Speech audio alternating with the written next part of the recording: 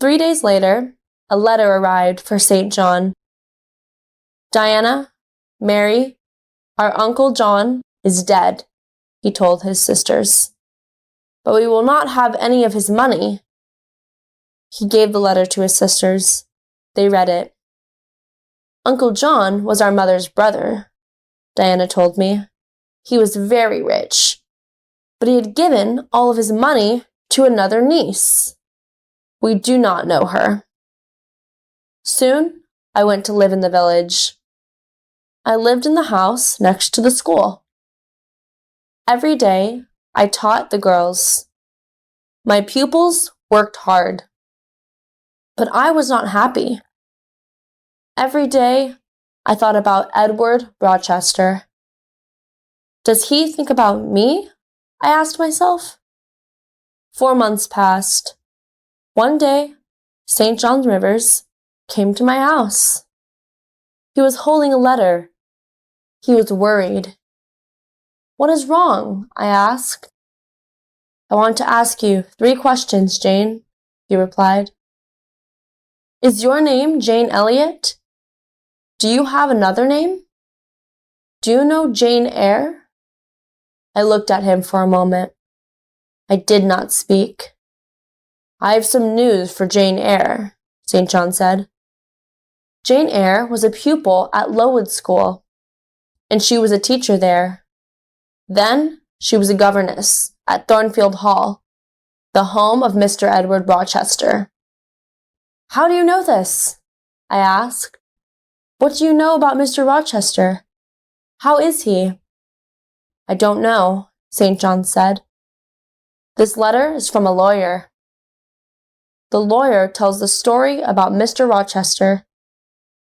Mr. Rochester had a mad wife, but he tried to marry Jane Eyre. She left Thornfield. Now this lawyer, Mr. Briggs, is trying to find her." "I will tell you the truth, St. John," I said. "My name is not Jane Elliot. My name is Jane Eyre, and I was a governess at Thornfield Hall. I know Mr. Rochester. Did Mr. Briggs write anything about Mr. Rochester?" "No. The letter is about you, Jane," St. John said. "Your uncle, John Eyre, is dead. John Eyre has given you £20,000.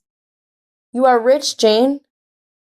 "But why did Mr. Briggs write to you?" I asked.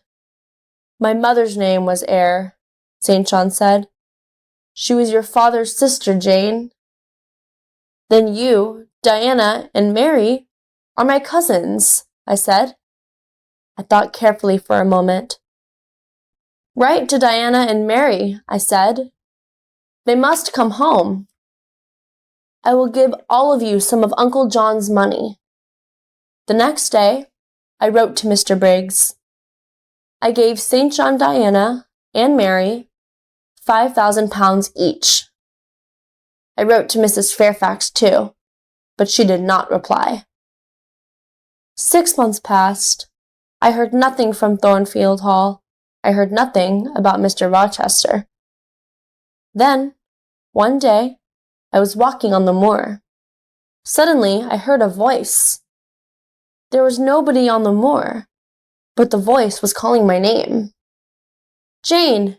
Jane! Jane!" "That is Mr. Rochester's voice," I said to myself. Then I shouted, "I'm coming, Edward! I'm coming!" I ran to Moor House. I spoke to my cousins. "I am going to Thornfield Hall tomorrow," I told them. I began my journey the next day.